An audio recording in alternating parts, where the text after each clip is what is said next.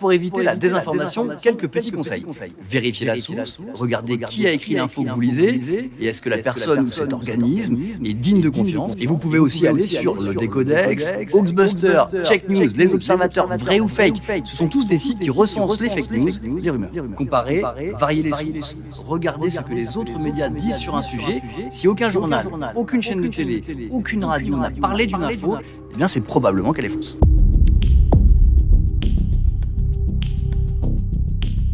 Il existe dans la franc-maçonnerie deux faces, dont l'une ignore l'existence de l'autre, une face occulte contemplant la face ignorante.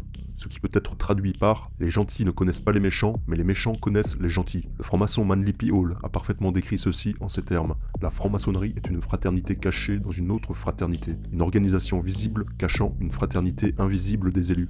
Cette particularité de la franc-maçonnerie, qu'est ce fonctionnement hiérarchique cloisonnant les adeptes dans diverses strates imperméables, est comparable au fonctionnement d'un système interne de troubles dissociatifs de l'identité.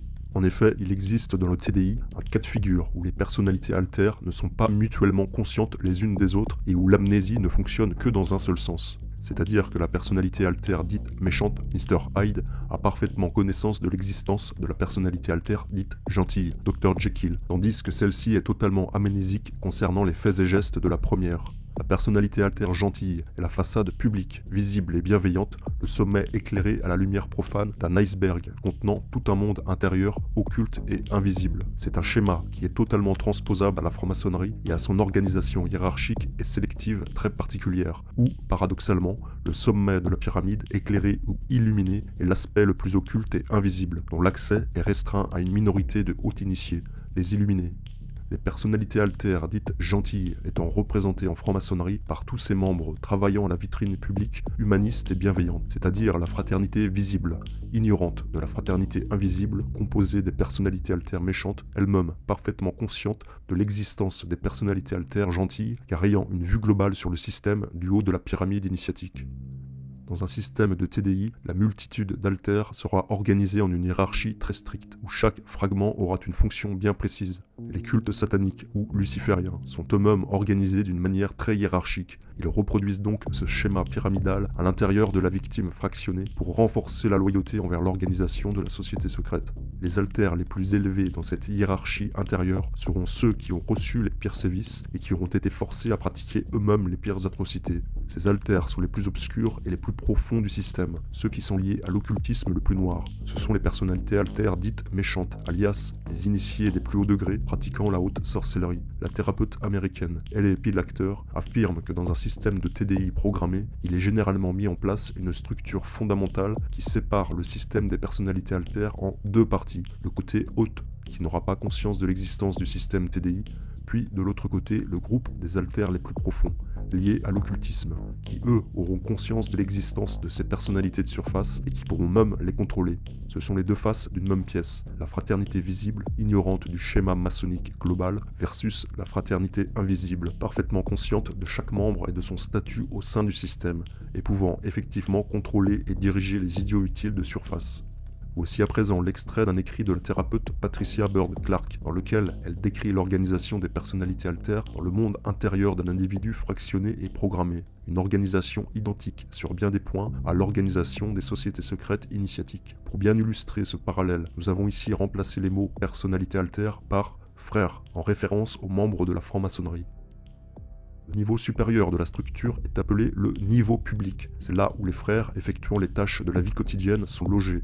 Ce sont ceux qui vont gérer la vie de famille, etc. Ce sont ceux qui communiquent avec le monde extérieur. Ces frères ignorent généralement l'existence des autres frères plus profonds, jusqu'à ce que ceux-ci se révèlent un jour par une aide extérieure. Ces frères publics ne savent rien sur les frères des niveaux inférieurs, ni même qu'une structure complexe à plusieurs niveaux puisse exister. En progressant dans la structure vers ses profondeurs, nous allons trouver des niveaux de plus en plus grands et de plus en plus densément peuplés. Il est courant de trouver des centaines de frères dans les niveaux inférieurs. Plus le niveau sera ancré profondément dans le monde intérieur, plus les frères seront obscurs car impliqués dans les activités occultes du groupe.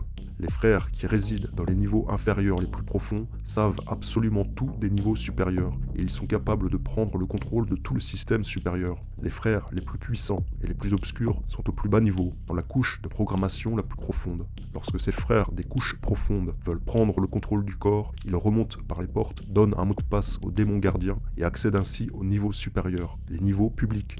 Les frères de ce niveau public ne sont pas habilités à résister aux frères occultistes des profondeurs. Un frère des profondeurs peut punir et torturer un frère du niveau public si jamais celui-ci a parlé ou commis toute autre infraction aux règles.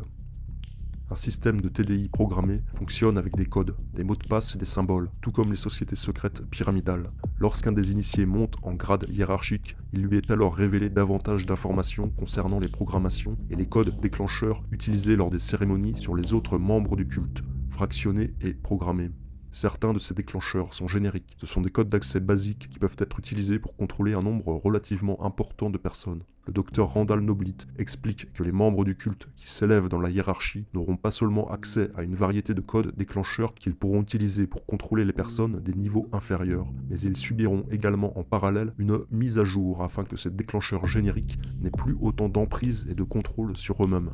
Ainsi, les survivants ayant accédé aux rangs les plus élevés de ces groupes sectaires ont été conditionnés et programmés avec des déclencheurs beaucoup plus spécifiques et complexes afin que la majorité des membres ne puissent pas les contrôler en ayant accès à leur programmation.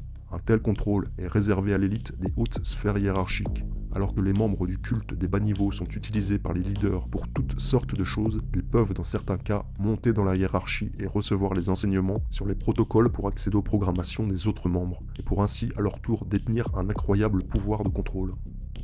Selon la survivante Lynn Brunet, le personnage ailé du silence représenté sur le tablier maçonnique du 21e degré, le grade du Noachite, pourrait représenter le processus de dissociation et de programmation.